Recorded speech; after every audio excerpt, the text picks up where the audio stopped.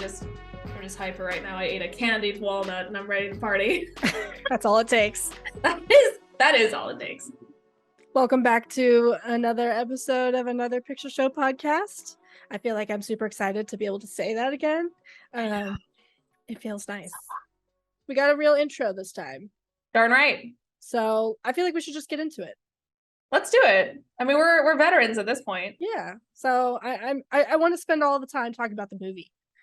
Oh, okay. All right. So this week we're gonna watch Jordan Peele's new film, Nope. Ooh. I don't know much about it. I haven't seen it yet, which is, par for the course. I know it's like aliens and cowboys and like horses, and that's about it. And like Nope is supposed to be an acronym. Am I right? Maybe. Oh. Did I spoil it for myself? Okay. Cool. That's all I know. So Okay. like I don't know anything in between. I just know that like aliens and cowboys and Jordan Peele is involved. So all right. And have you seen Get Out yet? I know last time we talked, we've seen Us. We did a review of Us, but at that point you hadn't seen Get Out. So yeah, I'm a naughty kid. I haven't seen Get Out yet. Okay. Every time I hear about Get Out, I'm like, shit, I need to watch it. And then like, my hamster mind is like, onto something else. So you gotta catch up, man. I know. This is his third movie, right? Nope. Yes, this is his third movie. Cool. All right, I'm not gonna say anything else. All right. I'm very excited to talk about this movie though, because I've seen it twice now, and I have a lot of thoughts. Good thoughts? But well, I guess I can't say. Okay, I was gonna say I shouldn't influence my own opinion listening to you. So yes, so go into it blind, watch it, and absorb it, and I'm excited to hear what you have to say. All right, let's do this. All right, cool. All right, so let's go watch Nope, and we'll be back with our review and our top 5 creature features in 3, 2, 1.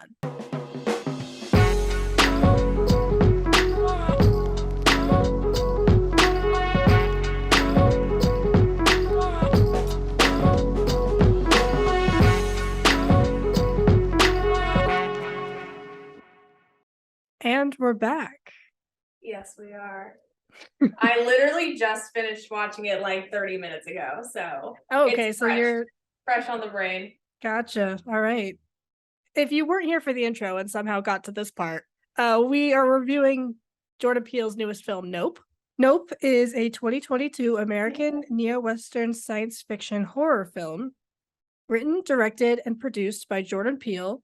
The cast includes Daniel Kaluuya, Keke Palmer, Brandon Perea, Michael Wincott, Stephen Yen, Keith David, and Devon Gray. Okay, so before we dive into Gordy and all that, I kind of want to do a quick synopsis of the film. So would you like to do that real quick?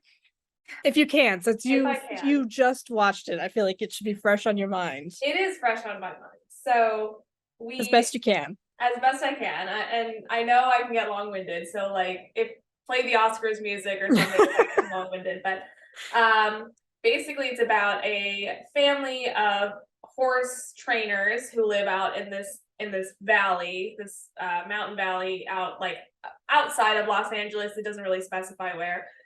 So it's set on this ranch, and it's this family. They are descendants of the first person on film, which was a black man riding a horse, and it's like a 5-second clip of this man, Haywood. Yeah, sorry. But OJ and Emerald are the two kids. Their father dies in this weird freak accident where just a bunch of like shit falls from the sky, and like a nickel like hits him in the eye and kills him basically.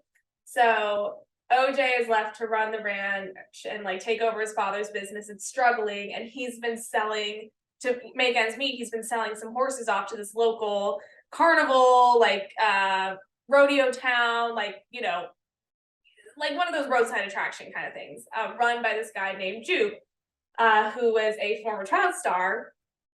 And he and his wife and his 3 sons like work and run this, sideshow ranch thing, and they open this brand new like attraction that like nobody really knows about. Anyway, so then weird shit starts to happen. The electricity starts going out. Emerald and OJ are like, what the fuck? This one horse named Ghost gets out and takes off, tearing towards Jupe's little show place, little rodeo village is what I'm gonna call it. So Ghost starts running toward the rodeo village, and then it just like this big cloud comes down. The horse is like shrieking, freaking out, and it's gone. So OJ's like, pretty sure someone just snatched that horse, because like, where did it go? They tried, they couldn't get it on camera because the cameras went out. So they meet this guy at the camera store. His name's Angel. Angel is hilarious because he's the most cringy person I have ever like seen in a horror film. Mhm. And he acts very much like most people would act like in scary situations, but he's also just like the dorkiest dude I've ever seen. It was great. So Angel comes out to help them set up the new camera system, and he sort of kind of gets wrapped up in it because he's spying on them through the cameras that he installed back at the store, and he kind of sees all this crazy shit happening. So he comes back out, and that's when they kind of make the discovery that there's some creature, some flying saucer, something's going on sitting in this cloud at the top of the ridge. And they're like, what the fuck is that? Because the cloud doesn't move, but all the other real clouds move around it. And so they're like, okay, what on earth is going on? So before all this takes place, like I said, OJ was selling these horses to Jupe. And you kind of hear a little bit about Jupe's backstory, as we talked about. He was a child star, and his entire cast was like brutally attacked by a chimpanzee on the set of his sitcom. But you kind of realize that Jupe is taking the horses that are being sold to him by OJ, and he's setting them up as bait for this new attraction because he discovered this creature, this flying saucer in the clouds as well. He thinks it's aliens. Like, he thinks it's like aliens in a flying saucer. And they're coming down and sucking up the horses, and the crowd goes wild. When we get to the point where Jupe, we figure out what Jupe's doing, the trio, Angel, M, and OJ, are trying to capture this creature on film so they can get a shit ton of money and pay off their debts and just, live the high life or whatever. OJ kind of realizes what's going on with these horses and like where they're going when, Jupe takes them. So he makes his way out to Jupe's rodeo town. The creature decides to show up early this time to get its little horse filet mignon and sucks up all them bitches. But the best part is the horse that was like up for like sacrifice this time was named Lucky.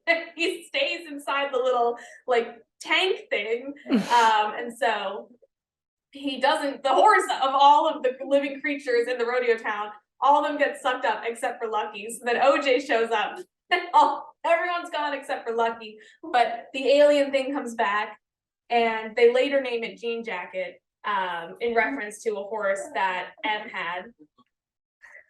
So Jean Jacket comes back and it's just tearing shit up, and they're like, right, we're gonna get this done correctly. And they reach out to a Hollywood film cinematographer, and he rejects them.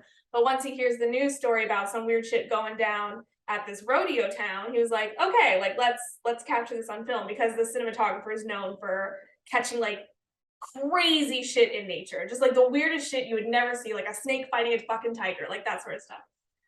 So he comes out, they hatch this plan, and they're going to lure the creature out of its cloud and down into the valley, while Antlers is filming on this like hand cranked camera that won't be shut off when the like anti-electricity thing comes. So then all hell breaks loose. Jean Jacket's just sucking bitches up left, right, and center. Antlers get snatched up. Angel almost dies like thrice. He almost gets sucked up. M almost gets sucked up. And finally, M and OJ get separated, and M gets on a motorbike. She races to the rodeo town. Fucking Jean Jacket's on her trail, and she releases this giant balloon. And the whole thing about Jean Jacket is, if you make eye contact, like where its fucking eyes, if you make eye contact with it, that's when it attacks, because it's a predator. So this big like humanoid balloon of Jupe, R.I.P., gets thrown up into the sky, and Jean Jacket attacks it, and and cranks this like old timey well camera and gets the perfect shot right as Jean Jacket's annihilating this giant balloon, and the balloon gets sucked up in Jean Jacket and explodes, and Jean Jacket dies. Wow. And that's the end. You have a good memory for just watching it once. Fresh, Oh. fresh on the brain. Yeah, if I missed anything, I apologize, but All right, so Madeline, give me your initial thoughts on the movie Nope. see,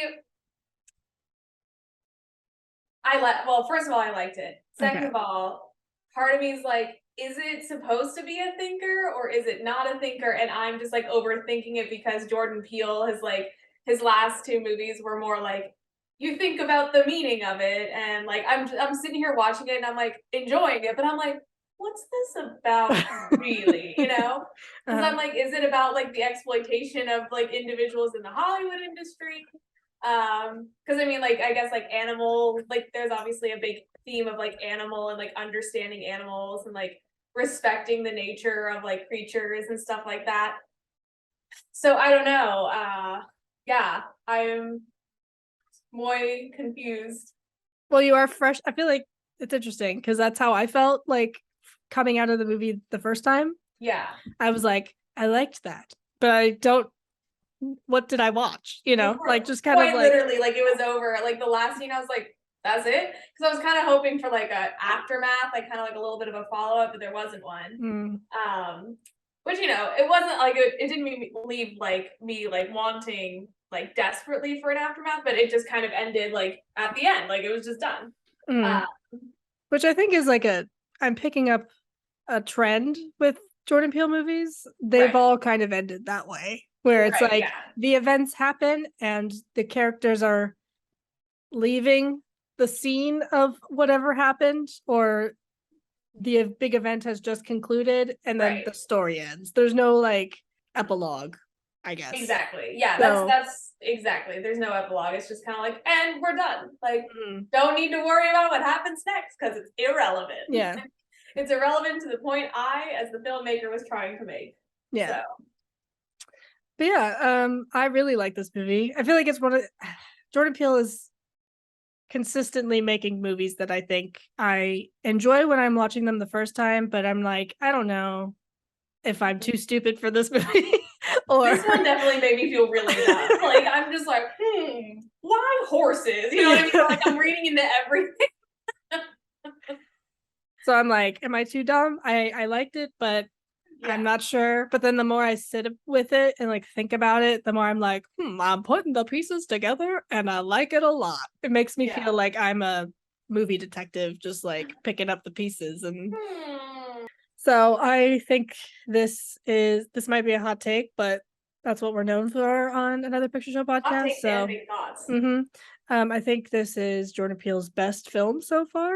Ooh, that is a hot take, I would assume. Because like you said before, like, is there a deeper meaning? Am I just looking for a deeper meaning? I do think that there is meaning and like commentary within this movie, but it's also just super entertaining. It's like it stands on its own and is, I think, one of his most rewatchable movies. Yeah. There's a lot to look for. There's a lot of like randomness, like random elements to it. Like the whole backstory of Jupe, I was like, it was honestly unnecessary. Like as far as like, I guess continuing the plot at all. I mean, the only thing it really explains is like who Jupe, like how he became famous. You know what I mean? Or like, it was like part of his like claim to fame was like, yeah, he did that like Karate Kid show, and then he had that failed rerun where a chimpanzee murdered everyone in the cast almost. But it was just like so bizarre because like what I'm saying is like besides like Jupe, like the connection to Jupe, like that was just like it had nothing to do with anything else except like just like another allegory about like exploitation in the industry, I guess. I know. I think I loved it. Yeah. I think I know what you mean, because I think on first watch, it definitely feels like kind of disjointed because the rest of the movie is about like horses and aliens and cowboys, basically. Like, and they're in two different time periods, two Mhm. completely separate like atmospheres, you know? Right. But I think we can get into it more a little later when we go like specifically talking about Gordy, but I think that stuff really does help piece together what he's going for and helps us Mhm. lead like us into understanding the creature at the end a little bit more, Right. you know? Yeah. And True. it just ties it all together a little bit in like a really interesting and uncomfortable way. Cause like that all that Gordy stuff was like some of the hardest scenes to watch, I think, out of the whole film. It was Yeah. some of the most like genuinely horrifying, uncomfortable because it's like so real, you know? Right. Um, and chimps and apes and monkeys, they're like more human like than this like flying alien is, you know? So it's like a little closer to home in a lot of ways. But Yeah. And it's like almost closer to home because it's like a beloved at the time, beloved like show. And then like the main character of this like cute 90s sitcom literally tears everyone to shreds. And it's like, because it's a wild animal, like yeah, you try and tame it, but it's a wild animal. It's gonna react how it's gonna react. It doesn't understand everything that's going on around it. It's just kind of like I do this and I get a friggin' banana or whatever at the end of it. You know, like it's it's a going through stereotype. it's going you know what I mean, damn it. I'm like like what I'm gonna be accused of like minimalizing like chimpanzees now. That's all they want Um, is bananas. yeah, all I want is banana. It's like, or maybe a butternut, or I don't know. Like, what I don't know what chimpanzees eat, but you know what I'm saying. I can see how they kind of like relate because nobody had respect for well, they didn't understand what Jean Jacket was, but like they still didn't like show this creature any respect in any way. They were just like, okay, this weird thing is in the sky. Let's take advantage of this and make money off it. And you kind of see that earlier in the movie when the horse is on set. OJ has Lucky on set, one of the horses for shooting a commercial. They're just like up in this horse's face. They're like throwing shit in. They're not really listening. When like OJ's like, you need to take a step back. Don't look it in the eye. Like then they shove a mirrored like Mhm. orb in the horse's face, and the horse freaks out. It's like that's what you get for like not respecting the boundaries of like a wild animal, like Yeah. a slightly under control yet still has a mind of its own animal. Yeah. I mean, basically, OJ was the only one who truly understood Jean Jacket as an animal. Mm-hmm. And his character throughout the whole movie is very like focused on the animals and focused on Right. taking care of them because he understands them and how to communicate with them better than people. Like we Right. see that when he has to go to the film set and try to do the safety meeting, but he can't even look at the people in the eyes and he's kind of like mumbling under his breath, but he understands the horse that he's with 10,000 times better than like this lady that's asking him a bunch of questions or, you know. So I think throughout the whole movie, he's like, I got mouths to feed. I got to take care of these animals. I got to, like, this is my responsibility. This ranch is my responsibility. Mm-hmm. I'm this animal, this like creature that's living here isn't going to take that from me. I can respect its boundaries to a point. As long as it stops eating my fucking Yeah, horses, to a point. And it was also like that was also made apparent like when Antlers was like, just release the horses, like just let them go. And he was like, I'm not sending these animals to their death just because like I need to make a quick escape. Mm-hmm. Um, nobody's gonna be a scapegoat in this. So we're gonna figure it out. I don't know. I just really liked the animal element of it. Like I knew obviously trailers and stuff you see the shot of him on the horse, but I didn't realize like how central they were to the plot. And of course it was like kind of a twist that like this big thing is like an animal itself. Yeah. Did that like twist work for you? I mean, I it made sense. Like they kind of built it up enough where they were like talking about animals enough that like when he was like, it's an animal, I was like, sure. I was like, it's an animal, why not? Because like, I don't know, I feel like, okay, the one thing I will say, it was kind of a leap for him to be like, I didn't look at it and it didn't kill me, therefore it's a predator and the whole thing is an animal and that's why I didn't die. It's like, or it could have been a flying saucer that hovered over you, decided you weren't worth it and just flew away, like that's equally as plausible.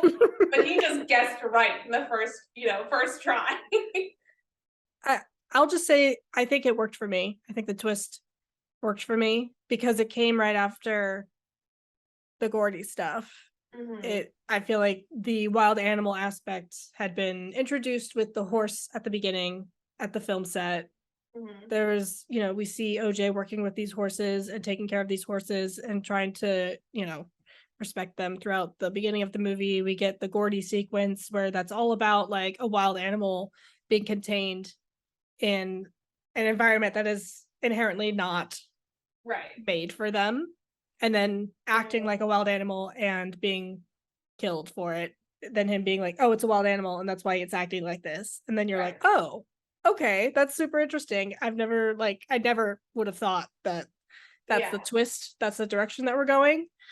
And I think it's just super well done and very interesting. And the pivot wasn't immediately to so I like the kind of just juxtaposition between Gordy and Jean Jacket because like the pivot wasn't immediately to we have to kill Jean Jacket. Mhm. He was immediately like we have to create like mutual respect. Like we have to create some sort of like boundary between us so like it can go do his own thing and we can do ours. Partly because I'm sure they had no idea how to fucking take it out. Yeah. Like, how do you take out a flying saucer predator? Like, I have no idea. You shoot a missile into it, but like, where are they going to get a missile? You know what I mean? And it like stops all electricity. So like that also limits the amount that they can do. Exactly. Like Yeah. as So, just a small group of like normies, right. Yeah. It's not like they can like slingshot like a time bomb into the into the belly of the beast. Yeah.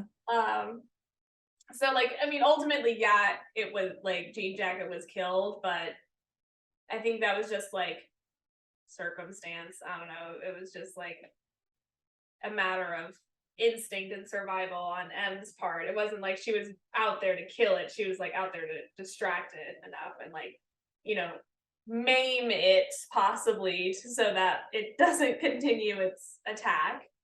Yeah. What did you think of it like uncurling itself and like changing form at the end? Like how it looks like definitely more like a jellyfish kind of thing.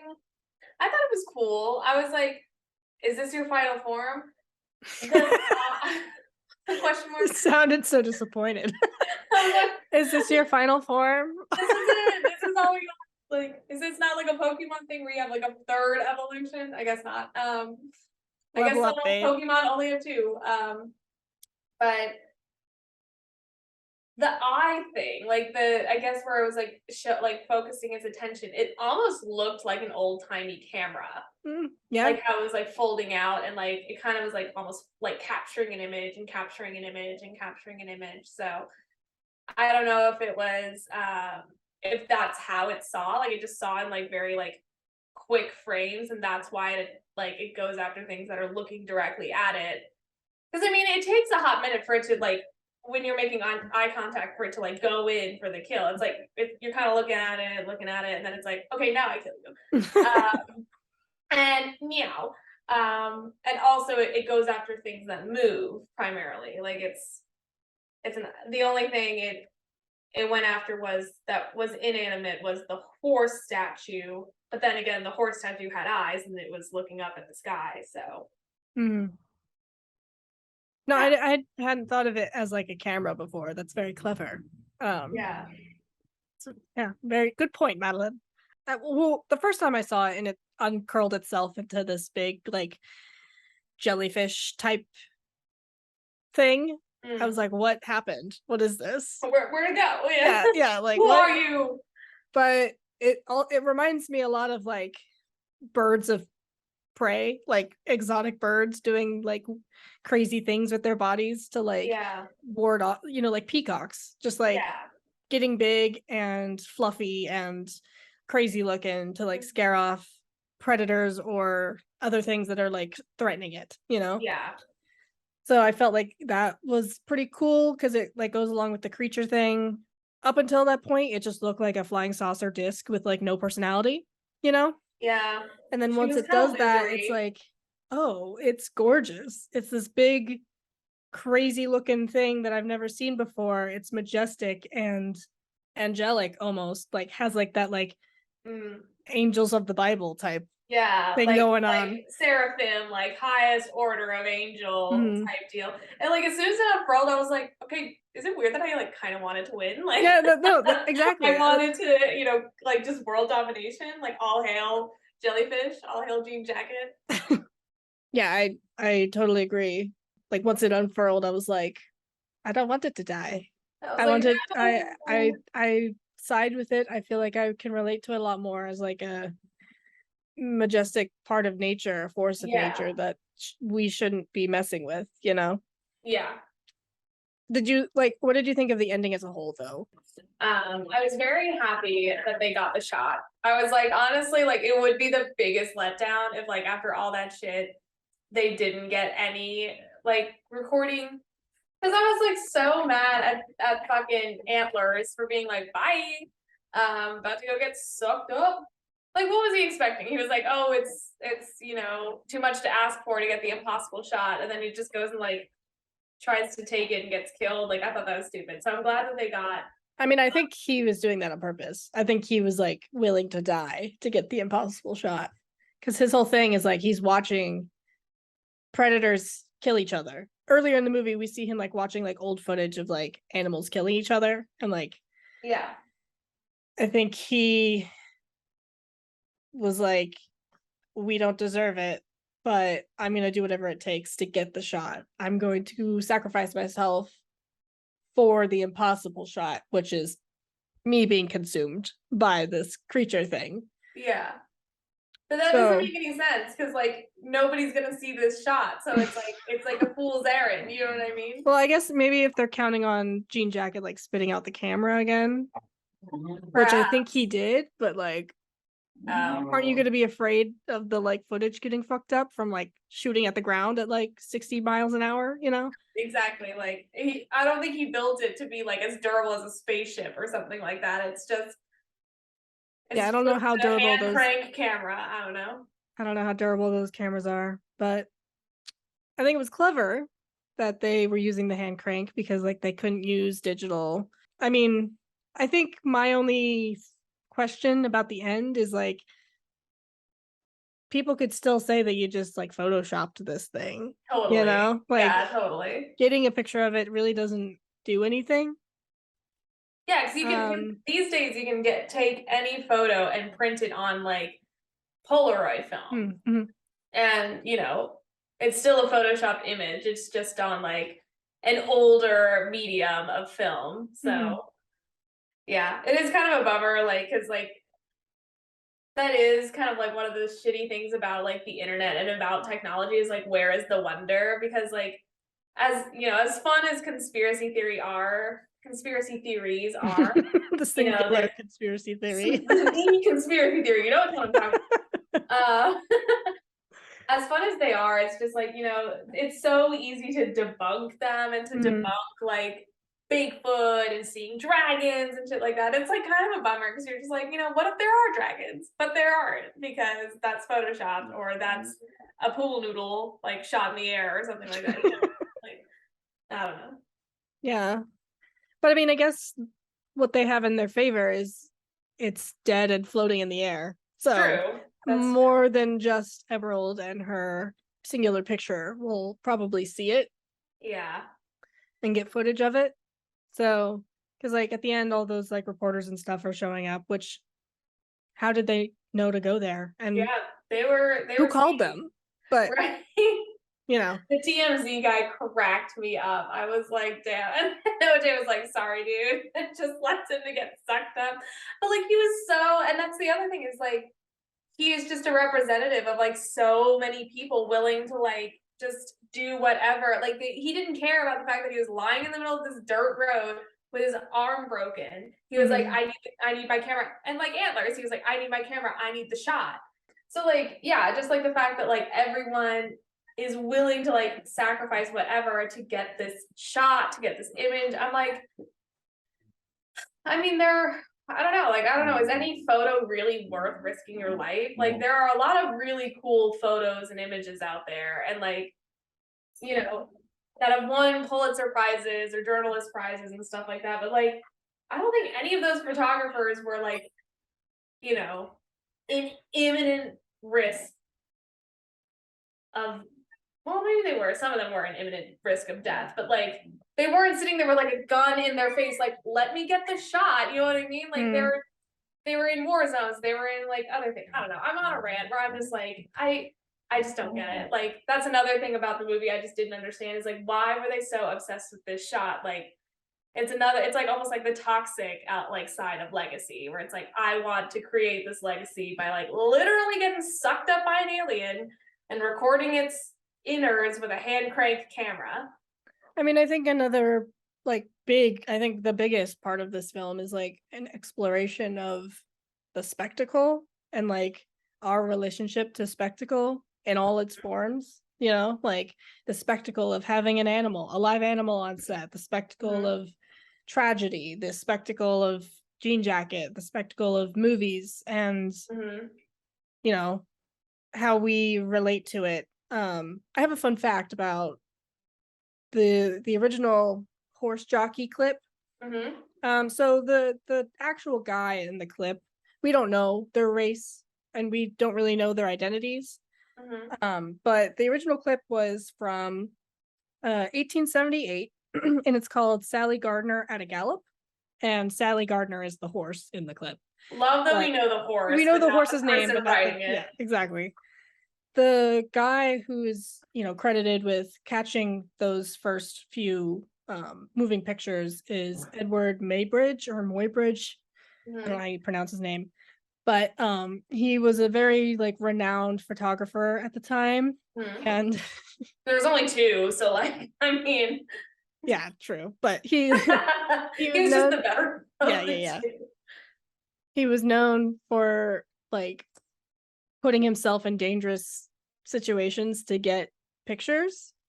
And he actually was put on trial for murdering his wife's lover, and his defense using insanity as an excuse, like as his defense, and his defense used the like point that no sane man would put himself in these positions to get pictures. We love it. Yeah. Meanwhile, and so I think it all, a whole breed of, you know, in like nature journalists and war journalists and stuff were born to go into war zones and take photos of stuff and get killed as a result. So yeah, the lengths will go to like capture the spectacle and achieve some sort of notoriety for capturing the spectacle. Right. I suppose if I may be permitted to like lightly edit my earlier comments, I understand like war journalists and war photographers or people going to like hardship. I gotta clarify, because like not that you know we have a massive audience, but if this ever comes back to bite me in the ass, I want to clarify that I totally understand, you know, what war journalists and war photographers do, you know, going out and obviously like documenting like the atrocities of like mankind pitted against themselves. However, what I'm referring to is like bitches like literally just doing it for like shots of a spectacle, like not necessarily anything like, it's hard to describe. Like, I feel like I'm shitting on like photographers right now, but I'm just gonna say it. You know what I mean? Like, for like this creature, like, oh, let me like lie on the ground and take a photo of this like murderous creature coming right at me. Like, you're not a trained nature photographer. Like, you're just like some like backwards TMZ reporter in this situation who thinks that they are equipped to get the shot. Leave it to the professionals. So I'm mostly referring to like the dumb dodos who run out there thinking that they can get a shot of Bigfoot or of this bison at Yosemite, and like they're gonna get this like awesome photo of a fucking cobra or whatever, something dangerous, something that is outside their element, and they go and do it anyway, thinking that they're gonna be the person to get the money shot, and they fucking die. I'm like, I'm sorry, you're an idiot. You kind of deserve it. Full tea, full shade. Just facts. We're on the same page. Thank you. I agree 100%. Fully support war photography. I also hate war photographers, so Actually, one of my favorite books is a memoir of a war photographer. So like, I should calm down. Uh, how else do you think the spectacle thing plays into the movie? well, I mean, kind of like what you're saying about like, the horse and then jean jacket, but also we talked a little bit about it with Gordy because when Jupe was showing M and OJ earlier in the movie, he was showing like his inner sanctum, which had all this, memorabilia and stuff from his days doing sitcoms and doing TV shows, and a lot of them were from the set of Gordy or whatever the show was actually called, but it was, Life with Gordy or whatever. Gordy's home.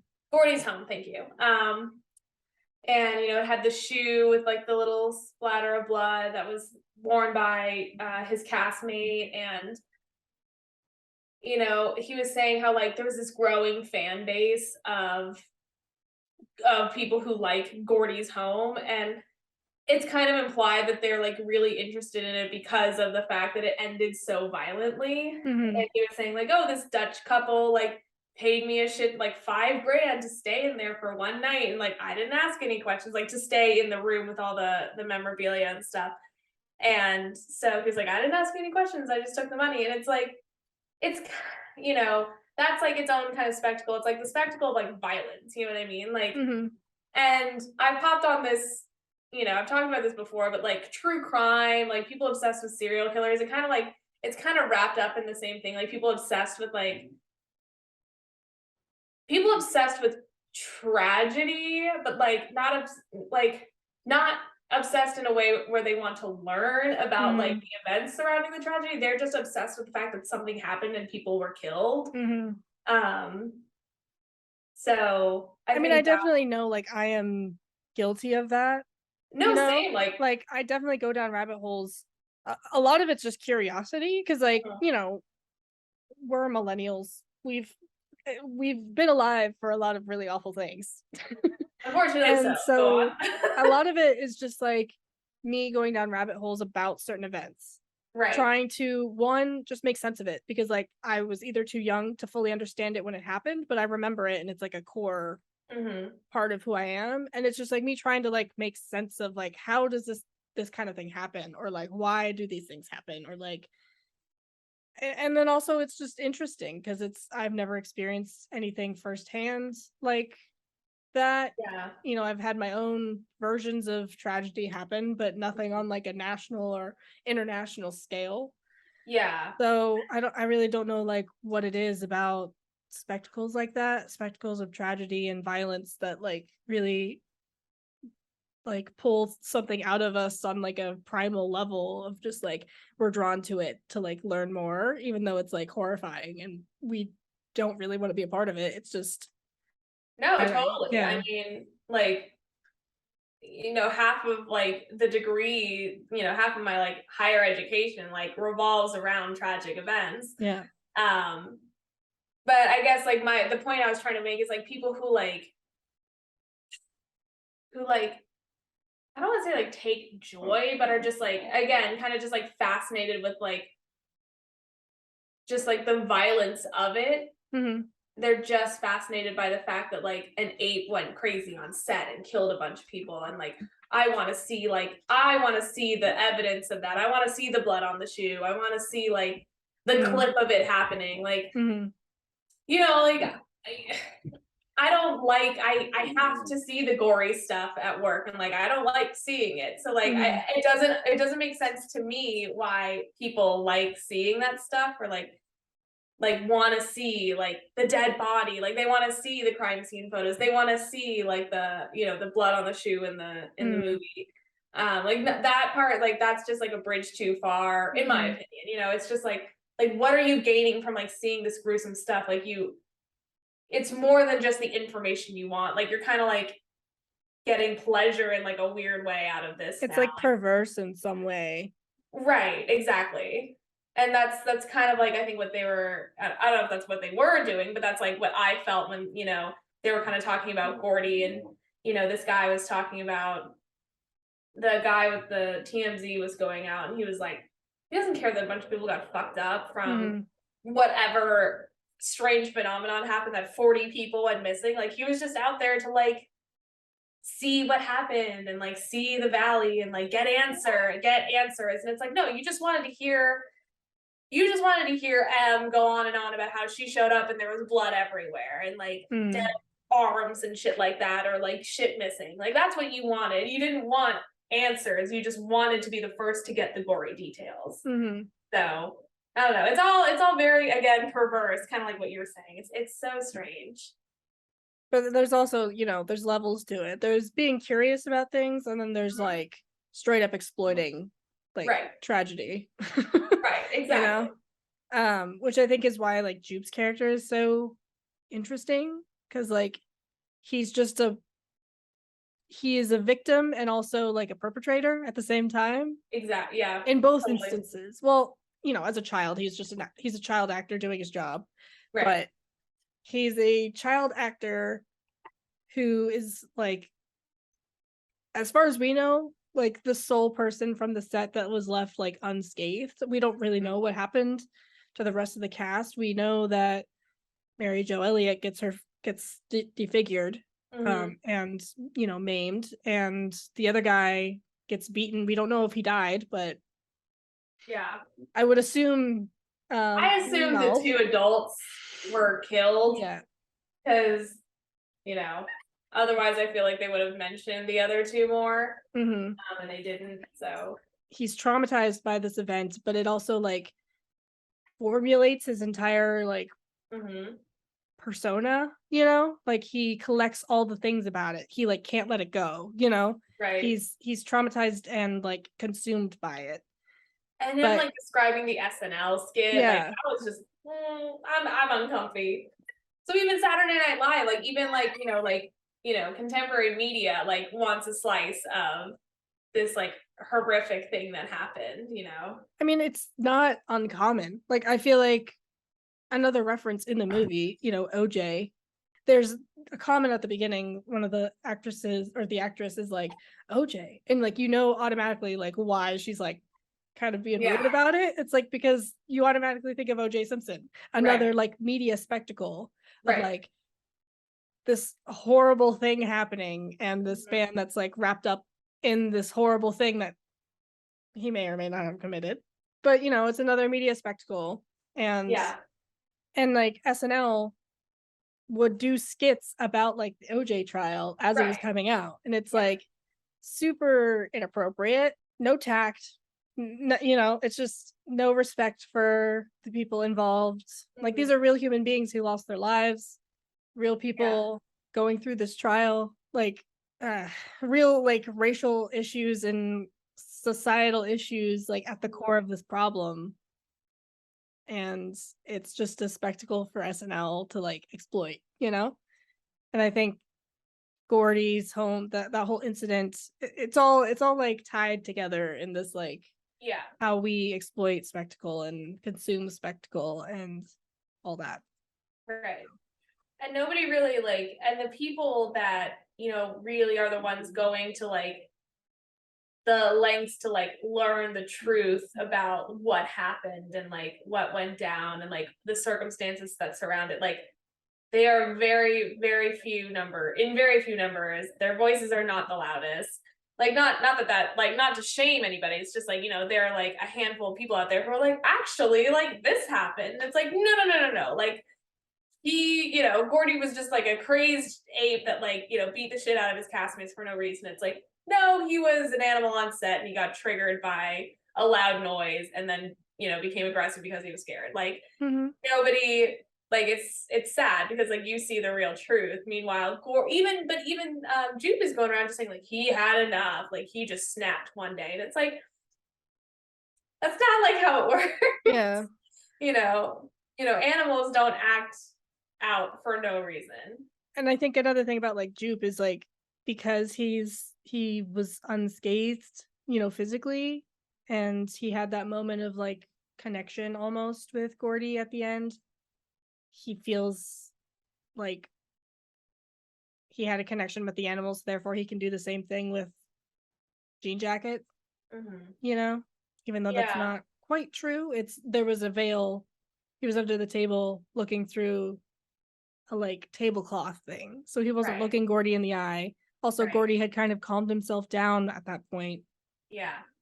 And so it wasn't that he had any sort of special connection with this animal. It was just he was lucky. Right. And again, And it's like that just one step short. Like there's mhm, never gonna be total like communication. Like you can have a connection with an animal, but it's never gonna be like full 100% understanding. And like that's probably what he thought. He's like, we understand each other. He's not gonna kill me. He's my soul. And like fucking Gordy's sitting there just like, well, I'm tired, and then gets murked by like, mm, gets sniped by the cops. So um yeah, it's just like unfair all around to see yeah. Gordy get killed for just being an animal. It's out for Harambe. Yep. Um Slightly different circumstances, I yeah. will say. But anyway, R.I.P. Harambe. I guess like we can go through some of the names because I know that like a lot of the character names are like inspired by Spectacle, and I kind Mm, of want to like speculate. There's some that I have like a pretty good idea of what they mean, but I don't have all of them. So okay. I think it'd be kind of fun to go through and see what you think. So obviously we have Daniel Kaluuya as OJ. Yeah, First of all, he did a fantastic job. I feel like we haven't good. really talked about the performances too much. True. He's very understated, but it works. But his name's OJ. We kind of talked about that already in the spectacle that he is The O.J. Simpson trial. inspired by. And then we have Kiki Palmer Hmm. as Emerald. I really liked her character and like her just like her performance in general. I really just thought like she's like the classic like baby sister who goes off and like just does her own thing, but she still has her connections to the ranch. Like it's not like she like shunned the business. She's just off doing her own thing. And so when her brother needs her, even though whether he admits it or not, like she's there and she cares. So I liked Kiki. Yeah, I And mean, I love that she just like I love that she fucks. Like she's just like constantly like rattling off like random like people she's got on speed dial. I was like, mm, good for you, bitch. Like mhm. Yeah, no, I think she did a great job. OJ is very much like, I want to stay at home. I want to work and take care of this ranch and take care of these animals and continue building this life that dad built for us. mhm, And but that's because he was like included in that, mhm. with his dad, True. whereas Emerald was not. They sold her horse Jean Jacket before she was able to train it and Mhm. break it and whatever. Right. So she felt like not super included in the family legacy, but that doesn't mean that she didn't care. And I think Mhm. a lot of her character is like, I want to leave the ranch. I want to leave the farm. Yeah. I want to get out of this and get out of Kansas, like I gotta go my own way. yeah. So I my still listen to it. interpretation with her, I know that Jordan Peele has mentioned that The Wizard of Oz was like a big inspiration for this movie. Eh. So my take is Emerald is The Emerald Emerald City. City. Yeah. Nice. And then we have Michael Wincott as Antlers Holst. Oh, antlers. I know that his name is based off of a Scandinavian composer, Gustav Holst. Hmm. And I believe Holst is like Scandinavian for crown of the gods or something, which is also translated, which not translated, but were made of antlers, a Interesting. spectacle of the gods.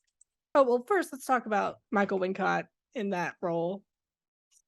He was fucking hilarious. I loved it. Also, I loved how he just like that classic like horror like psychological thriller element where like somebody quotes like a children's not necessarily a Yeah. children's song but like a children's song most of the time. Mm. But this time it was like one-eyed one horn flying purple people in and I was like it sounds so ridiculous Yeah. and he was sitting there like it was a one-eyed one horn flying purple people eater. one ad. I'm like, really? We're gonna do the whole song, man? Like, Just sing it. Just sing it at this just point. sing it. Yeah, exactly. One ad, one horn, blind, purple people eater. Like, just get into it. I know you want to. You're like Yeah. one beat away from just breaking into full song. Another thing about this movie though is like it feels very much inspired by Spielberg and particularly Jaws. And Yes, like yes, that him like saying those like children's lyrics very slowly and gravelly is yeah. very reminiscent of like Captain Quint Right. singing his little song. Instead of like like a hook down the Mhm. chalkboard, it was just a text message like, "You need a camera." You're gonna need a crankier camera. Yeah. I heard you need a camera that doesn't run on electricity. It wasn't one on one horn, flying purple people eater. It went into the water. It went into a cloud in the sky on the ridge. That cloud hasn't moved an inch. I think our impressions are spot on. I wouldn't change them for the world. Uh, and then we have Brendan Perea as Angel Torres. Mm-hmm. I mean, I guess Angel is just like straight up a spectacle, like biblical angels, like we mentioned earlier. It's just like these big creatures with like hundreds of eyes and arms and limbs and whatever. Yeah. I think like Angel was like a great name for him because like I don't know, there was like it was almost like some sort of divine intervention like saved him like Hmm. each time he almost got snatched up by Jean Jacket. Hmm. Like the first time he he fell down the hill, he was wrapped in the tarp so that, it didn't bother with him and then it saw him try to snatch him up again, but he was wrapped in the barbed wire fence, so the fence held him down and Jean Jacket was like, fuck this. And then there might have only been twice. Maybe there was a third time, but like either way, like the three times that two or three times that he was attempted to be sucked up into the void, something like prevented it from happening. So And I think he's like the reason that it unfurled itself because it like got mad after. I don't think it like cut him up, but the like barbed wire. he was like, blah, spicy. Yeah, he's like, unfurl, "It's yeah. spicy," and like got all upset and unfurled. So I think he's like the reason that it turned into it like, you know what, fuck it, and it just like Yeah. got angry, and revealed itself in this like big angelic jellyfish form. Yeah. I wish it would look like that the whole time. Like that would have been really fun. But I do kind of like appreciate like the grandiose Mhm. reveal. Then we wouldn't have like a fun like weird UFO True, yeah, that's build true. up, you know?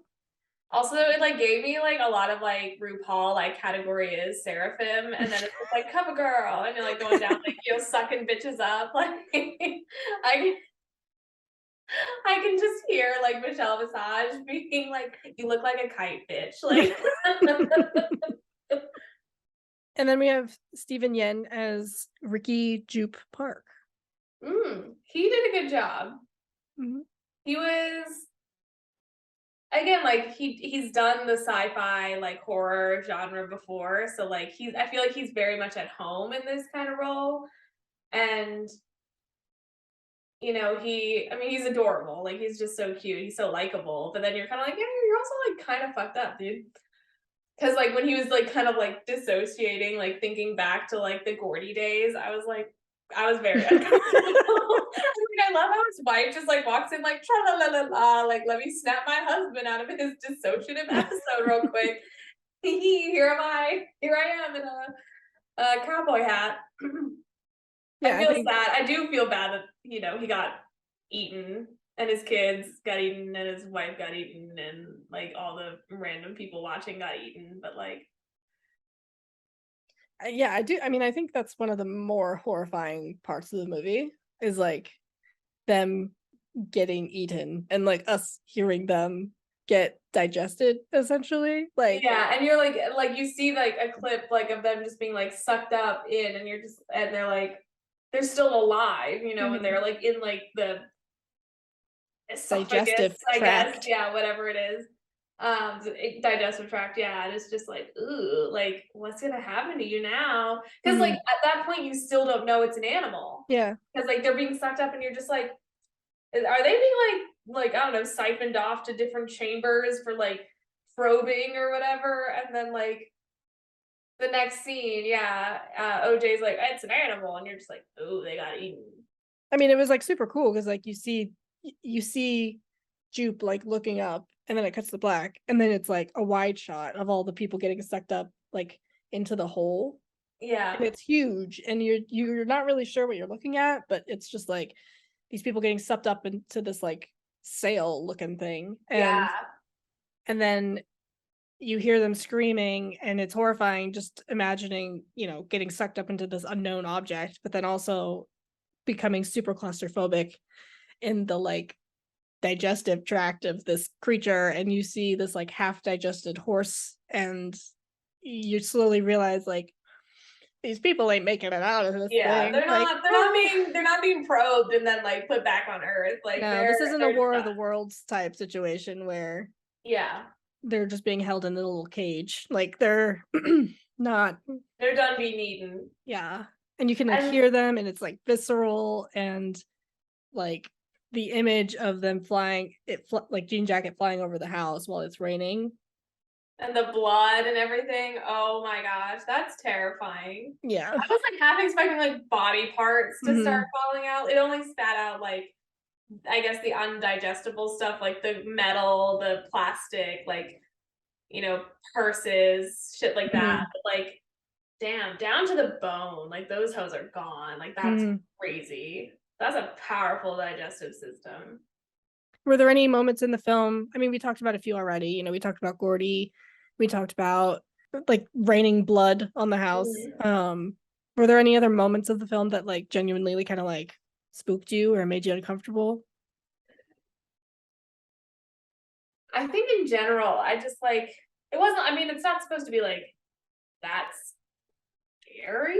Is it really supposed to be a horror movie? Like, I think it's more sci-fi, like yeah, suspense than right. It was straight up more of a horror. thriller, I would say. But yeah, there were no moments where I was like super scared. But I will say when we saw it in the theater, the scene where OJ goes into the barn to like investigate why the lights are on. true. And this is before we've seen Jean Jacket really. This is before we know anything about the aliens. And we see the Mhm. like little people, like the little it's like what are we perceive as aliens, like Right. our interpretation socially of what aliens look like. That freaked me out. I was like, that was very effective because I was like, Yes. no, Yeah, and then even he was like, "Nope, yeah, no, no, no." yeah, Did you kind of notice I mean, yes, they were like the children in these costumes, but even like the masks and like the costumes themselves were very chimp-like. yeah. They're kind of Mhm. like shaggy, like hairy, and then like the paler, like faces. Like I don't know. I was just like, I kind of clocked that too. I was like, why do these aliens look like little monkeys? I was like, we haven't processed some trauma, have we, Jupe? You're right. That one did get me because then there was like one next to him and he was like, oh, and he punched it. And the kid was like, oh, fuck. It was very Uh, like another reason I love this movie is because it's such a love letter to like I said earlier, to Spielberg, to filmmakers like that. And like mm, that scene in particular felt very much like M. Night Shyamalan, like Signs, Like, have you seen Signs? no. Okay. Well, it's an alien movie. But that scene in particular felt very like reminiscent of that. And this whole movie just feels very much like a love letter to Right. films like that and Yeah. filmmakers like that. And there's just nuggets of like film history throughout the movie and references that like if you're just watching it, you don't have they're not like obvious, it's just kind of like clever more than anything. It's not like annoying. You roll your eyes because you see like a reference or whatever. It's not distracting. It's Right. just very clever and like feels very much like Jordan Peele loves movies just as much as I do. And so like it's fun to watch this guy who loves movies Make making a them. movie. And so even if the movie itself isn't like perfect. I Mhm. think it's just very entertaining and very well made. And I know so, the shot where Kiki Palmer's on the motorbike and she slides mhm, against the well, like that's like from Akira. I thought mhm. that cracked me up. I was like, what a nerd. Yeah, he's a very big nerd. Yeah, I know it was adorable. Like I adored it because I was like, oh my god, it's so cute, a little nerdy made an Akira motorbike slide into the film. Like it fit perfectly. 'Cause she like, you know, she had to stop the bike. Like it wasn't like she was just like random slide. It was like, you know, and she hit the well. Like it was like it was well Mhm, fitted for the moment. But like everybody knows I mhm. mean, everybody who's seen Akira like no recognizes the slide. So like that made me laugh a little bit. I was like, And I oh, think Jordan Peele was supposed to like direct a live action Akira, but then turned it down. hmm. So I think it's just like another nod to like he's a fan of anime.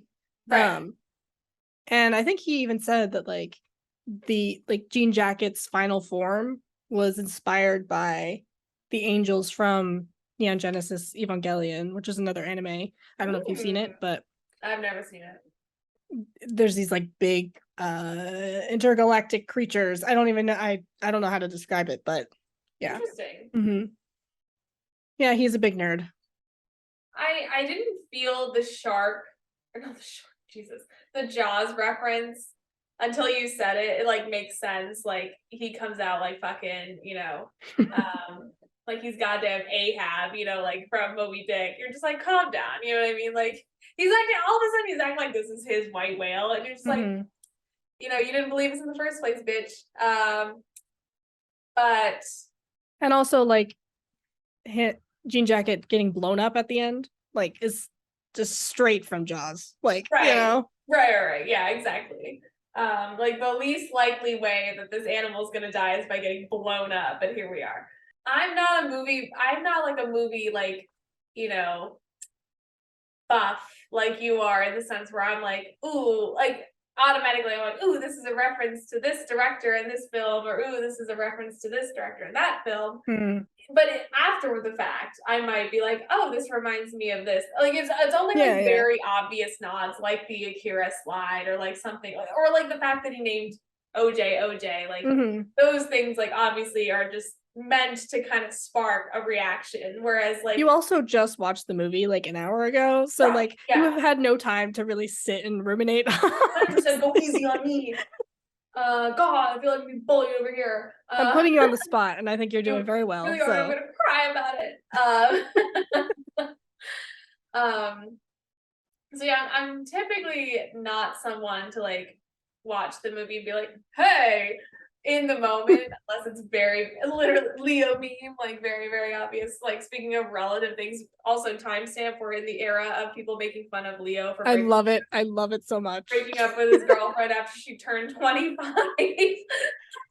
I love the ones that. Sorry, pause. This is a timestamp moment.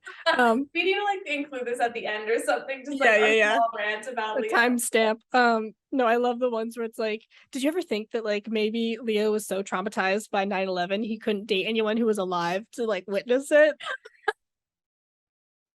Oh my god, stop. Speaking of I love the spectacles. ones where it's like I think there was one where like Lady Gaga was walking past him to like get a fucking Oscar or whatever, and he was like, ugh. Like Leo's reaction to any woman over the age of 25. And there was one that really sucked because there was one that was so fucking funny. It was like a tweet where it was like it was Leo DiCaprio breaks up with girlfriend like 4 weeks after her 25th birthday, and somebody replied to the tweet, that's because he had to go witness the birth of his next girlfriend. You know who Yes. tweeted that? It was Ben Fucking Shapiro. Ben Shapiro. I was I like, god know. damn it, that It's was funny. upsetting. It's upsetting. But he got to win with that one. I was He like, you know did. It what was like, then? All oh, right. you know what, you can have this one. This one, You we're got a still gonna chuckle out make of fun me. of you for not making your white wet ever. But you crawled a little bit further out of that hole, I bitch. give credit where credit is due, and you made me laugh. 100%. I was upset, but I did laugh. Anyways, back to the movie. We can What wrap are up. we talking about? I have a question. Okay. Mhm. So when we were discussing before you revealed to me what movie we were watching for this episode, You asked me what vibes I was into, and I believe I said controversial vibes. Mm-hmm. And then you introduced this film. Mm-hmm. I want to know why it's controversial. Is it because you think it's his best film? No. Well, I don't think my opinion is like I don't think people care about my opinion. But I think this movie has been very divisive. Like in like a Hmm. lot of people don't like it and a lot of people do like it. I feel like a lot of Jordan Peele's movies Ah, are like that. right. Um, but also Logan Paul had a dissertation that he released on Twitter about this film that I A kind of yeah. dissertation? No, my plan I was about to Who bring it ghost up. wrote it? I was about to bring it up so that we could go through and You you know could how much I love to read and debunk. So let's do it. so Enlighten me on this tumultuous Twitter journey. I don't know. all right, well first off, how big of a fan of Logan Paul are you? Like negative. I don't know. I don't even know which one that is. That's not the one that boxes, right? No. Well, I thought they both did. Honestly, I don't pay attention to them. I So know one of them like actually is a decent boxer now or MMA fighter, and uh, the other one. this is the one that recorded the dead body in Japan. Okay, I still don't know who that is, but either I'm not a fan of either one. I just don't know the difference Okay. between All right. the two. Okay. Doesn't really matter. Fair Okay, so his dissertation starts. Nope is one of the worst movies I've seen in a long time. I love Jordan enough. Ooh. Peele and Kiki Palmer can act her ass off, but this movie is objectively slow and confusing with stretched themes that don't justify the pace. A thread. That's how it starts. How do we feel? I feel like he's already just telling the world he's admitting that he's too dumb to understand the movie on the first watch, which like no shame. I feel like I was too dumb to understand the movie on the first watch. Like we're literally talking it out now, and I feel like I'm getting more smart on it now. But like he's just admitting to the world like I'm too dumb to like understand the movie like the first go around. I mean, I think his main mistake here is just saying objectively slow and confusing. Like, Mm-hmm. okay, anyone who says anything is objectively whatever, Mm-hmm. Is wrong. yeah, like You just know you know what's objectively slow? A turtle. yeah. I mean, Molasses being poured out of a can. true, You true. know what's not objectively slow? Literally anything that people can put an opinion on. So anyway. Yeah. All right. So the thread starts. It's not hard to conceptualize something disturbing. A trained chimp goes animalistic and mauls an entire set, or a UFO devours anything in its path. It is hard to sensibly tie it to the plot, which was done remarkably poor here. A series of questions. Spoiler alert. Number one. No one was curious how a quarter shot through a man's face and killed him, or why a key was lodged in the backside of a horse he was riding. Mm-hmm. You find that out later. You find out how all this fucking shit fell from the sky. And like, you know the fucking urban legend that if you drop a penny from the top of the Empire State Building, like it's gonna reach terminal velocity, but it hits a person and kills them, right? Well, like even in the movie, they say that they just blamed it on stuff falling out of an airplane. Right. Like it wasn't like they didn't have any other explanation. It wasn't like they Right. were just like, oh well, you know. I don't They know were if just he's questioning like the circumstances or the physics, no. but He's questioning why like people weren't questioning it, but they did, and they mentioned that the reasoning that they came up with was that they thought things just fell out of an airplane. yeah, because I You mean, know? it's LA. Like fucking small planes fly in and out of that shit all the time. Like it might Yeah. not have fallen out of a commercial jet, but you know, people skydive and shit. It's in a rural area. Like your keys could have fallen out your pocket and landed in a horse's ass. Like, you know, weirder things have happened. Anyway, go on, Logan. Number two. Why/how did the shoe stand upright on the set of Gordy's home? This one I'm sure has a reason, but I haven't found anything that makes sense. I feel like he's reaching. Like he's just reaching for things to complain about. Well, we actually didn't talk about this point yet, so I'm curious what you think of the shoe. I think so. Here's my thing. I think the shoe was never actually standing up. Ooh. I think that the shoe, like, in his memory, he just remembers maybe he picked up the shoe. I don't know, the shoe stood out to him in his memory so much, the one drop of blood, that like when he revisits it in his mind, the shoe is sitting like it is in his little like man cave of weirdness, you know? Yeah. Like, you know, R.I.P. Jupe. But I think it was never just like sitting perfectly upright. Mhm. I think that's just like how he plants it in his memory. Like not to get like meta about it, but like if you think about like memories with your friends, like it's hard to remember what you all looked like when you were young. You know what I mean? Like when I Mhm. think of like memories with my siblings, I can't think of them when they're young, but I can think of like the time that we had, and like they look like they do now, but in my memory, I know that we were children at the time. Or like you Mhm. and I in high school, like I can hardly remember what I look like or you look like in high school, but like your face is as it is now if I'm thinking about something. So Mhm. like, you know, memory is so malleable and so like because we're obviously assuming that we're taking all of this in from Jupe's perspective. Mhm. So the fact that like the shoe standing up, I don't think that actually is how it was. I think it was just like he like just boop insert shoe into memory. No, I think I agree. Um, Another theory that I've heard um is that it was like that, and it's just like they keep mentioning this bad miracle. What's a bad miracle? Mhm.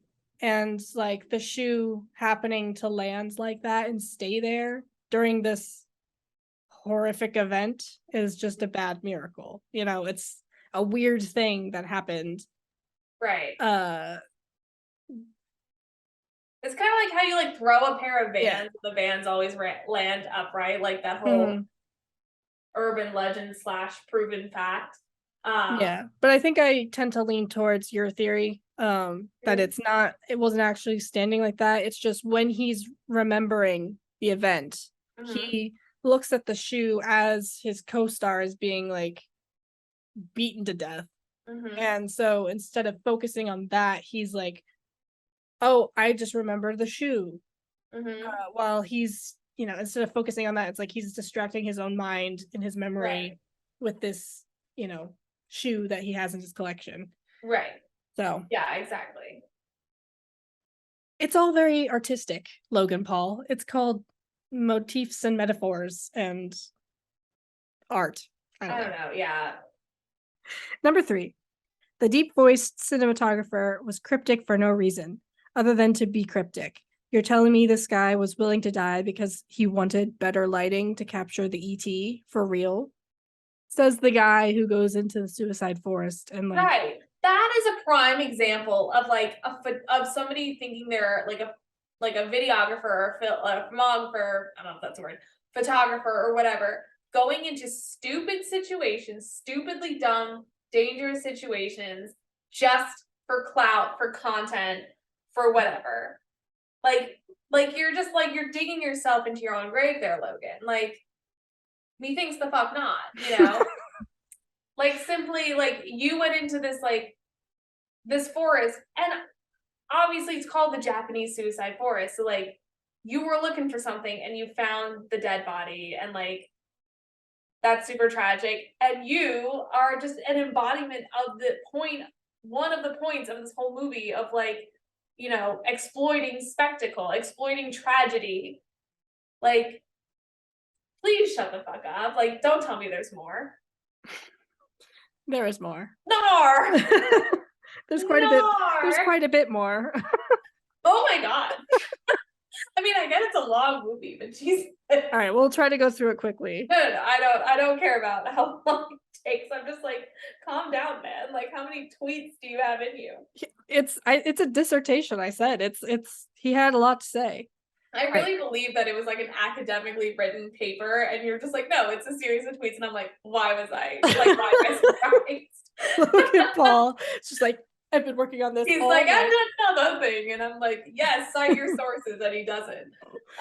Cool. It's Yeah, not periodically reviewed. Got it. his bibliography. Anyways, Peer reviewed. My bad. Go on. number 4. Same note. Man on the motorcycle. Why was his voice deep and robotic? framed to be an antagonist who'd have a good reveal. Mystery solely for the sake of mystery is confusing and leaves too many open ends for a viewer trying to invest themselves in a story like this. I didn't care that much about the TMZ guy, so I wasn't like upset that he wasn't around that long. And they kind of like were talking earlier about the warning, like we only have a couple days to do this before like the vultures descend on the valley and try and get clips of this, because like the news had already broken that like Right. Jupe and all these other people were missing. So like that was already established. That's why TMZ Homeboy showed up. He was the first of the probably many vultures afterwards that were gonna go in. And like exactly. Again, it's back to like creativity, like artistic choice. Like shut the fuck up. Go on. Okay, so this has nothing to do with Logan Paul, but I was I was trying to find like if the voice of the TMZ guy was different than the actor. Because it sounded like super familiar and like it was weird that we couldn't see his face and it just felt very much like this is like a cameo of some sort. It was Tom Cruise. On IMDb, I could not find any. Okay, so I'm saying this, but I could not find any sources to like, double check this or like confirm it. But on IMDb, in the like trivia of the movie, it says that it was Nicolas Cage, but I don't believe that. I don't either. I feel like that the guy was too short to be Nicolas Cage. Also, his voice was too high. And also too young. Yeah. You know, like Nicolas Cage is no spring chicken anymore. Sorry, Nick. Like it's true. I feel like if it was Nicolas Cage, that would have been amazing. But I would have loved that, but I don't think it was Nicolas Cage. So IMDb needs to cite their sources. Needs to clarify some things. Yeah. All right, moving on. Number 5, my next point. The storyline is all over the place. In a crowd of 40 people, the actress who was mauled on the set of Gordy's home was there. Why? Shock factor because of her scarring? Does she come to all of them? Did she come before the ET feeding? This was the first one. This was the first one that was open to the public. She was there to like support her friend and co-star. I think and it is kind of like shock value. It is kind of like just like poetic, like injustice. So yeah, like the first, of course, like the ultimate irony is like she survives being mauled by a wild animal trying to be tamed on set, and she shows up to support her friend who is trying to tame in a way or control in a way a wild animal feeding off horses in the middle of nowhere. So it is again, poetic injustice for this poor woman who survived one attack and does not survive the next. Yeah. 100%. All right, next. Jupe has trauma with the phenomena of commercializing predators for profit. And for the last 6 months, he's been feeding horses to an ET in the sky. But what about before that?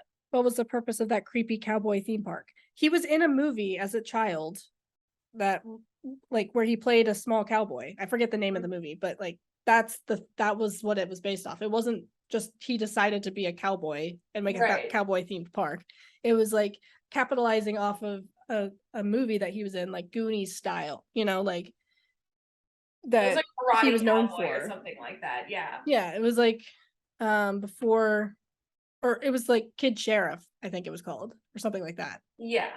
And he was that was like his claim to fame before or like after the Gordy's home incident. Like he was famous for this cowboy movie. I don't know, maybe just like pay attention to the movie you're actually watching, Logan. Like next. Why was so much emphasis placed on the name of the horses? They had title cards. Why? Because each segment was about like the demise or not demise of each creature and like the different personalities and attributes to that creature that led them to, or circumstances, whatever, around that creature that led them to, have an encounter with Jean Jacket. Amen. Amen. And I mean, Gordy and Jean Jacket had their own title cards. Like, let's not forget. Yeah, it was Ghost. It was Ghost, Clover, Lucky, Gordy, Jean Jacket. It's kind of like Uh, when you break up a movie into like parts 1, 2, and 3. It's like mhm. nobody's saying It's they're just gonna part of the like, structure. It doesn't. right. Why did you break it up into parts 1, 2, and 3? Like, shut the fuck up because I wanted to. Holy hell. Why was Barbie Ferreira, an incredible acting talent, so underutilized in this movie? Why was she even in the movie? It's called a cameo. Like it happens all the time. Like I don't know. Yeah, I love Barbie Ferrer. I forgot we hadn't even mentioned her. Love Barbie. She's so hot. Like celebrity crush. But like, yeah, it's a cameo. Like, calm down. Would I have loved to see more Barbie? Absolutely. But like, was more Barbie necessary? No. Like justice for Barbie, sure. Like, no Barbie was necessary.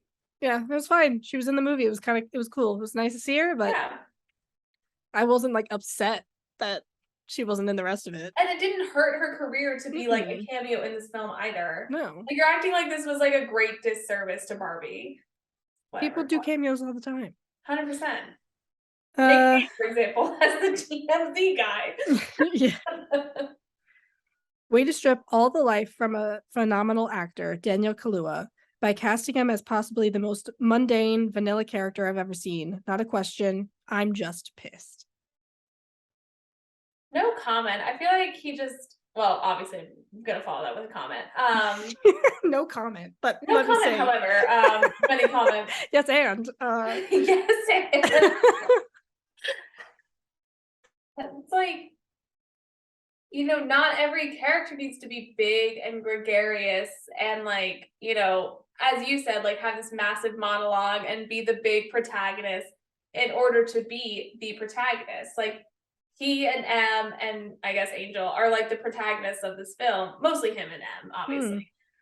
Because he's doing what he can to protect his legacy, but like, people who come off as meek and like mild and like awkward or whatever, like they can also do awesome and incredible things just because they can't make eye contact with you and speak loud, like Mhm. like, and in a way it's like a perfect representation of like the fact that like just because people come off a certain way does not mean that like that is how they always are. Like he obviously is more comfortable around his sister and he's more comfortable around the horses, so like he's gonna do what he can to defend them, but I don't know, get And fucked. he has Emerald as like his foil, who is all of those things. Mm-hmm. So it's a character. This is what happens when you drop out of high school and go do YouTube. Fine. Sorry, full offense. Like, I'm just gonna say it. It's just This media is what happens when literacy. you don't take AP English and understand what a foil is or what character development is. Gotta do some annotating while you watch movies. Get some 100%. media literacy. Read Wuthering Heights and just do us all a favor. An extraterrestrial creature that is advanced enough to fully shapeshift, activate an anti-electromagnetic field, and propel itself in any direction quickly and quietly, can't tell the difference between a plastic inflatable and a viable meal. Nope. Okay, so let's talk about how there are literally fucking electric eels out there, right? Do you think an electric eel that can generate electricity just from its own body and can shock the shit out of you, electrocute the shit out of its prey, do you think if you put a real fish and a plastic fish in front of it and they're both just chilling there, do you think it can understand the difference between the two of them? We're treating this like an animal, like it's an animal, right? Like, Let's talk about my dog. She has right. like no I'm gonna put Shiv on blast for a second because she is very smart but also not very bright. She had like there are hats that are hanging on my wall that have been there since before we got Shiv. And she's slept in our room almost every night since we got her. She's seen these hats hanging on our wall. But then one day she decides, what the fuck is that on the wall? Right. And decides to freak out and treats it as like an enemy. And I have to take the hats off the wall, even though she's seen these hats on the wall every day since she's come to my apartment, 100%. and introduce her to the hats. And So, she's descendant of the great wolf. Like, yes. she's the descendant of a predator. Yes. My dog barks at those little statues of like those little like signs of dogs where they're like crouched and it looks like the dog's taking a shit and it says no. Like, those little metal cutout signs. He barks at things that are shaped like dogs or like cats or like squirrels. And he's like, what is that? And I have to be like, calm down, it's a statue. Like, not that he understands me, but you know what I mean? Like, yeah. I have to control him to a point where I'm like, it's not real. So I mean, my dog, she can understand the difference between birds and squirrels. Like birds, she can tolerate. Right. Squirrels, she cannot tolerate. But then Right. she freaks out at plastic bags. So Exactly. Like yeah. a bag of trash in the distance that was not there yesterday. If we're approaching it and it's like dusk, my dog's like, what the fuck is that? And I'm like, it's a bag of trash. And then we Yeah. get close and he's like, what the fuck is that? And then we get up to it. He's like, it's a bag of trash. That's hilarious. So like Logan, my boy, like, you know when you're driving down the street and you see like somebody's like trash bin on the side of the road, and you're like, oh my god, is that a person? No, it's not, it's a trash bin. That happens to you at night. You know what I'm saying? A big ass fucking alien jellyfish might just have the same reaction. I don't know. So the fact that you got like all up on your horse, like defending the intelligence of this alien jellyfish is like admirable, however, slightly misguided. You know what I mean? They're treating it like an animal, therefore it thinks like an animal, therefore it like has the same amount of like intelligence and like, it doesn't know what fucking plastic is. So if it's shaped like a horse, it looks like a horse, it's a fucking horse. And it started to learn to avoid the like little plastic men, the like dancing guys, and didn't like the plastic, didn't like the ribbons. So it was like learning as it was experiencing new things, Right. All right, last one. I love Peele, the VFX and aesthetic, but my thesis is this. I can feel him attempting to recreate the shock from Get Out and Us. Mystery, violent allure, and cinematic choices made for the sake of reaction instead of legitimate contributions to the storyline killed this movie for me. And I just wholeheartedly disagree with that. I do, and I also don't understand what he means. Like, so this is what I mean by it was controversial, because there are a lot of people that agree with him. About what? That the movie doesn't make sense and that the Gordy stuff doesn't fit at all, and that it's just convoluted and reaching for shock value, but they're not like I don't know, it just worked for me, so I just can't understand that. I walked out of this movie being a little bit like, it's a thinker, but I wasn't like that was trash, because I didn't like have all the pieces right away. I sat with it and tried, like, I enjoyed it when I watched it, but then I sat with it and gave it time and gave myself time to like put all the pieces together. Right. And it's not like there's no plot, you know what I mean? Like the plot is, at its very core is like there's a weird alien creature sucking up horses on this guy's ranch, and he and his sister want to get video or photograph evidence of it in order to turn a profit so they can get out of debt. Like that is the very basic, like bare bones, fucking bones have been bleached in acid concept of the film. Like not even considering Jupe, not considering anything else surrounding the circumstances. It's just like there is a storyline. I think what people are having an issue with is like kind of like what we were saying is like there's obviously like more to it, like more to the story. And I think since people are having a hard time figuring out what that meaning is, which whether or not it's like up to interpretation or if Jordan Peele had a specific vision in mind is like two completely different things. I think people are getting frustrated with the fact that they can't think of it. Or that it was never confirmed or whatever, because it's art. It's up to interpretation. Also, like you and I can sit here and be like, it's about exploitation of violence and Hollywood in general.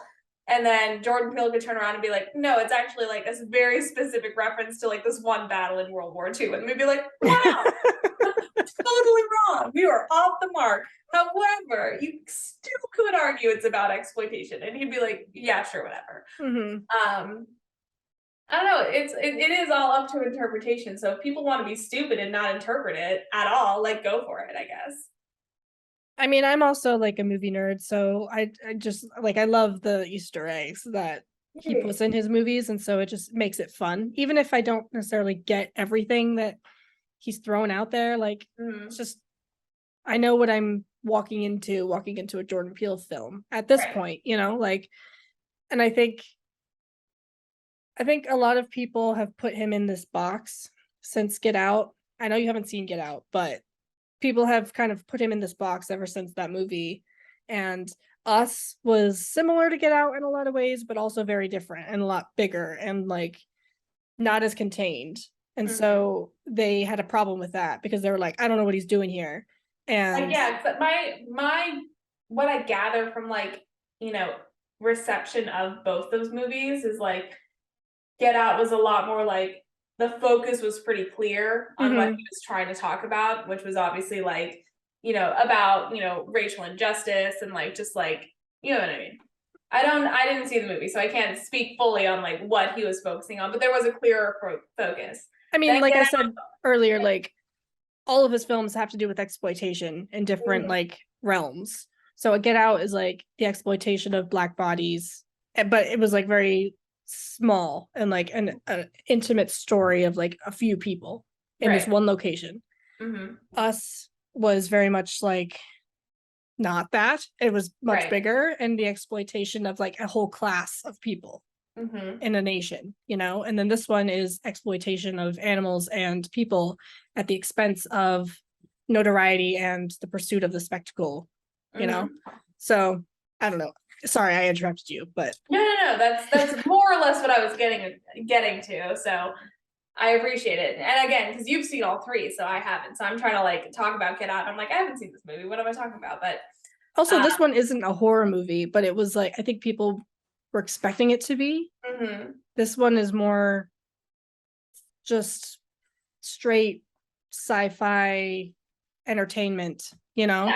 I mean, popcorn movie. there were suspenseful moments. Like there Mhm. were moments where I jumped, like the with the barn or with like the cameras and shit. Like when the praying mantis like showed up on the little camera and then she jumped, I jumped because she jumped. I was Mhm. like, damn it. I don't know. I feel like he watched this movie, and again, like rich for me to say because I also only watched it once, but like I feel like he watched it once and like just took to Twitter immediately without like talking about it or like really thinking about it much beyond like literally face value.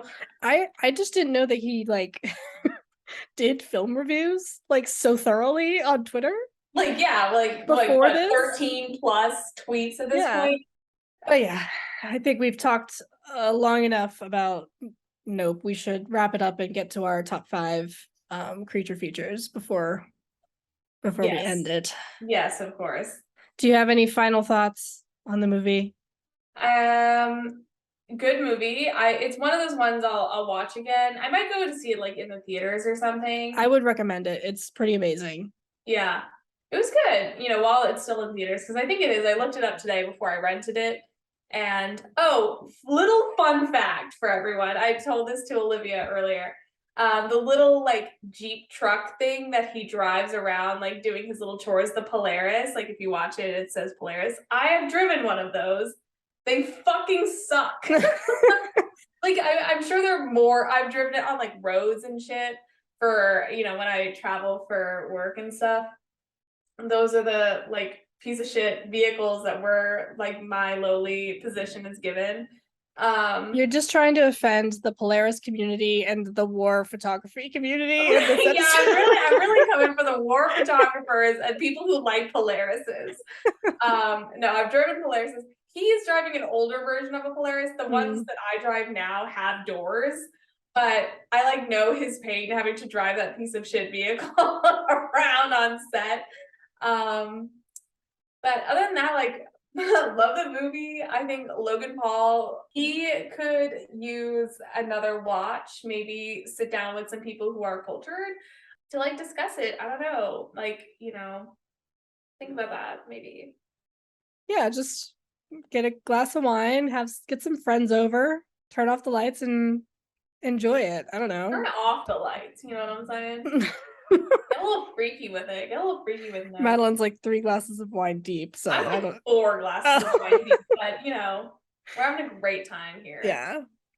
No, I'm really happy you liked it. I know you've said before multiple times on this podcast that you hate sci-fi, so I was like, this is gonna be a hit or a miss. And seeing how controversial this movie has been, I wasn't sure where you would land, but I'm really happy that we I think, could okay, both appreciate it.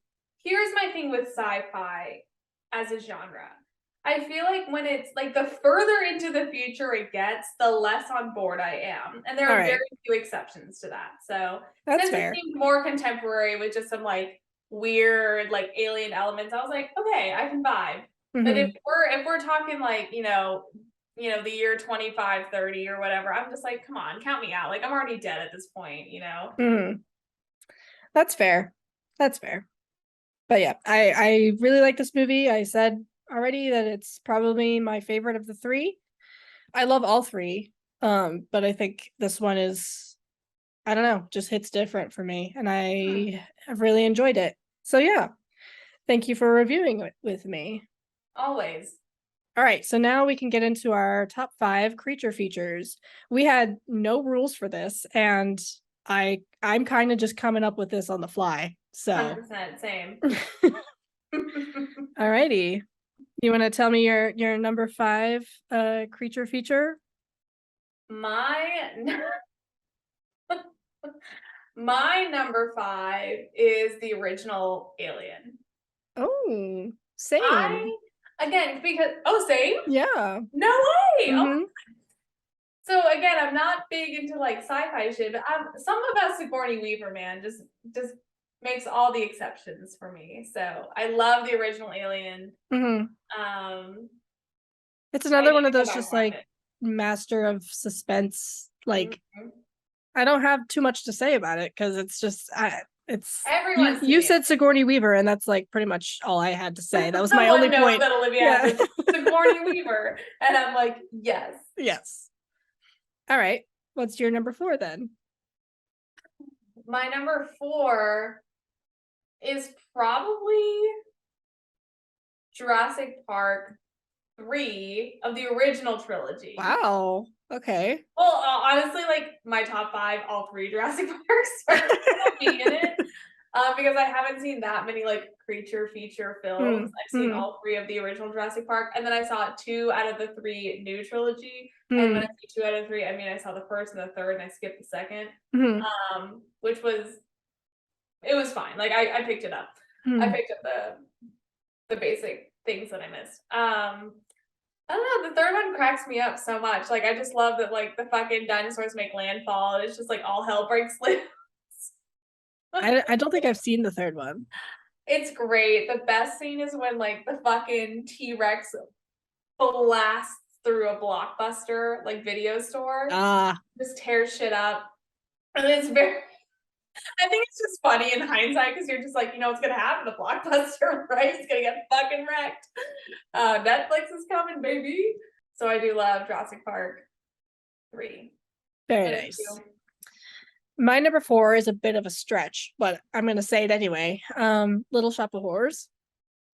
okay, well, no, I don't think it's a stretch. We Because it didn't does have have any a rules, creature. so you know, I didn't think of Little Shop of Horrors. It would have been in my top 5 if I had thought of it. because it's like an alien plant, right? It's like Yeah. this alien plant thing that is Hmm. eating people. So, Yeah. and it's musical and it's very campy. And Steve Martin is a dentist. That's mean. It's Very mean dentist. my number 4.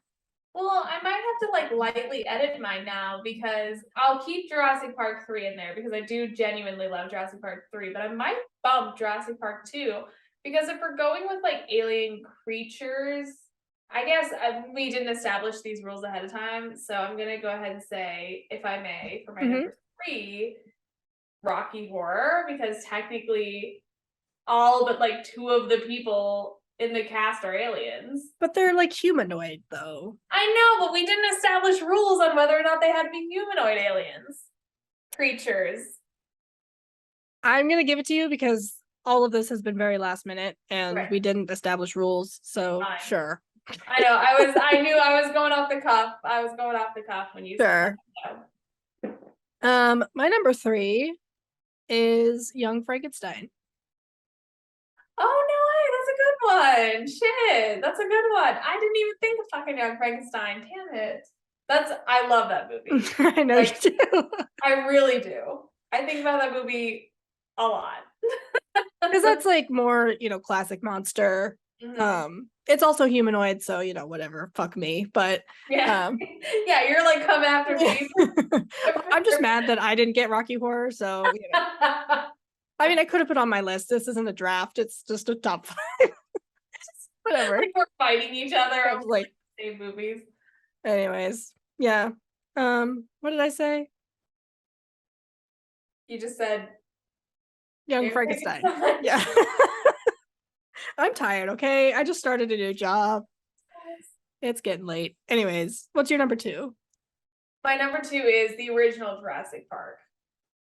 Mine too. Wow, we're really going for it. We're Mhm. neck and neck. There is honestly, like, even today, like, nothing beats the animatronics of the dinosaurs of Jurassic Park. Like, that's what made it so real. Mhm. Like, that's what made it look like fucking T motherfucking Rex was coming for them, in the Jeep Mhm. and everything. Because like CGI is great, CGI is beautiful, but I feel like, and this is like maybe an out of pocket opinion, I don't know, but I feel like when there's just one thing that's CGI'd into a scene, it's very obvious. Mhm. So, and like, I mean, look, it still looks great, but there's just like that one, like, there's just like something about the computer technology where you're just like, that's computerized. But like the rest of it is like, the normal scene or whatever. And then Jurassic Park is just like, because it's like a robot dinosaur chasing a fucking Jeep, it looks real because it is real. It's a real dinosaur, but it's robotic. I don't know.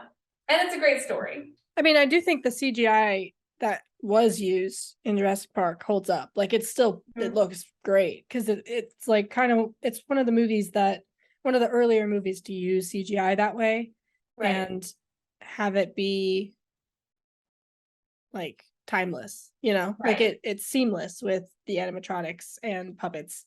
I think that's the key to like really making something feel timeless and endearing, Hmm. have a little bit of charm, is to have like a good mix between practical and CGI. Because when there's too much Yeah. CGI, it's like it feels inauthentic and hard to buy into, no matter how pretty it looks. Right. Um, and sometimes practical effects can be a little too corny. So having like a nice mix of both helps immerse you and like just makes it a little charming. you Right. know? And I Yeah. think that's why Jurassic Park just works. Ugh. And also just like Steven Spielberg's like storytelling and his ability to create suspense and our wonder at these creatures that we've never seen in like our lifetime. That was like the first time we were able to see them like that. Yeah. So Totally. very cool. What's your number one? My number one is I I must preface this because okay, I'll just say it. It's The Mummy. Oh, okay.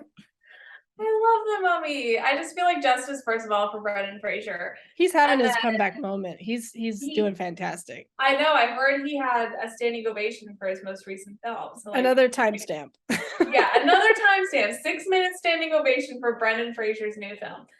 I remember watching The Mummy as a kid and like being so freaked out. And then I revisited, I'm like, this is such a silly film. Like, I love it. Like, it's very nostalgic for me, just like Jurassic Park is. I've honestly never seen it. Oh, it's good. You should watch it. It's like, it's just Indiana Jones, but with mummies. Okay.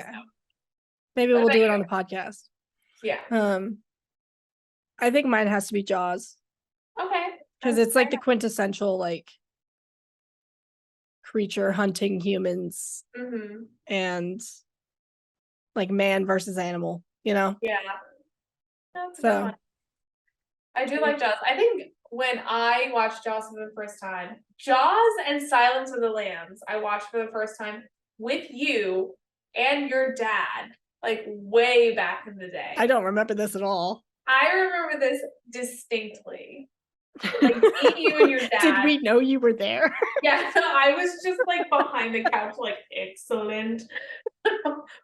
Like you and your dad were debating over Jaws or fucking Silence of the Lambs. I was like, what are both? So But you like were under there your at couch. my house for multiple weeks as we watched 30 minutes of No, it a was when movie we at a lived in, time. it was like, I think when I visited you guys in Texas over spring break, and we were like, what should we watch? And I was like, I've never, and like your dad was like, Silence of the Lambs is like one of those triple threat movies or whatever, when, you know, all the people win the awards or whatever. And I was like, okay, I've never seen it. And then we watched it, and then the next night we watched Shark. We watched Shark.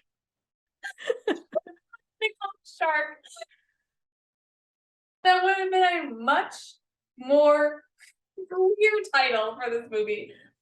We watched Jaws, aka Shark. So I remember distinctly watching that movie, like at your house with you and your dad, and you know, maybe other people were involved, like your siblings or whatever, but Oh, okay. All right. I mean, that's pretty cool. I wish I remembered, but wow, I'm a little offended, but it's fine. I'm just like shocked that my dad would be like, "Hey, let's watch Silence of the Lambs," like on a casual, He's not like a Silence your of the friends Lambs are coming guy. over to hang out. Let's watch this movie. I think it was like, I mean, it was like we were well into the trip and we were like, let's watch a movie tonight. And I think you and I or somebody was talking about Silence of the Lambs, and I was like, oh, I've never seen that movie. And your dad was like, I know what we're watching. So the end. Okay, that's our top 5 creature features. Our very messy top 5. You know how it is. It's a Wednesday night. Yeah. All right. Well, I think that concludes our episode for this week. Thank you again, Madeline, for talking about movies with me. It's always Of fun. course. And if you like this episode and you want to hear more, you can follow us anywhere you get podcasts, Spotify, Google Podcasts, YouTube. You can follow us on Instagram if you like, at Another Picture Show. And we will see you next time. Bye. We will. Bye.